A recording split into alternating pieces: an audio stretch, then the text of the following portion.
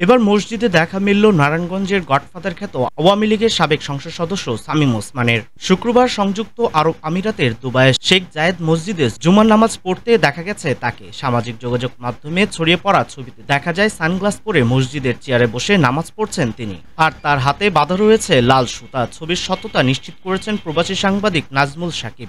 একসময় নারায়ণগঞ্জের ত্রাস ছিলেন শামীম ওসমান, তিনি গডফাদার নামে অধিক পরিচিত। গত ৫ আগস্ট শেখ হাসিনা পদত্যাগ করে দেশ ছেড়ে পালালে ওসমান পরিবারের সদস্যদের আর দেখা পাওয়া যায়নি। তবে এর কয়েক মাস পর প্রথমবারের মতো দিল্লিতে নিজামুদ্দিন আউলিয়া দরগায় দেখা যায় শামীম ওসমানকে। ভারতের একটি বিশ্ববিদ্যালয়ের অধ্যয়নরত বাংলাদেশি শিক্ষার্থী আকাশ হক সেই ছবি ক্যামেরা বন্দী করার পর সামাজিক মাধ্যমে প্রকাশ করেন।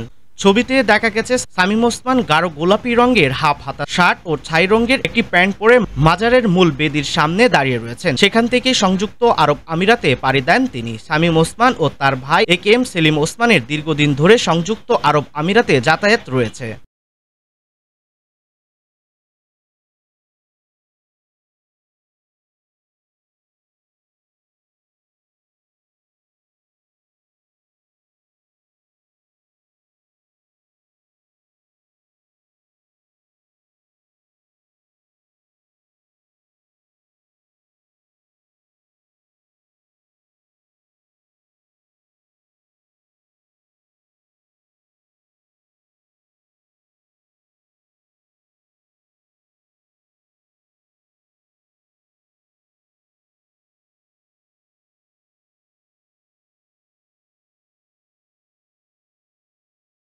দেশটির আজমান প্রদেশে তাদের ব্যবসা প্রতিষ্ঠান রয়েছে বলে অনেকের ধারণা। ২০১৪ সালে নারায়ণগঞ্জের আলোচিত ৭ খুনের পেছনে শামীম ওসমানের হাত থাকার অভিযোগ রয়েছে, কিন্তু আওয়ামী লীগ সরকারের আমলে তার বিরুদ্ধে প্রকাশ্যে কেউ কথা বলেনি।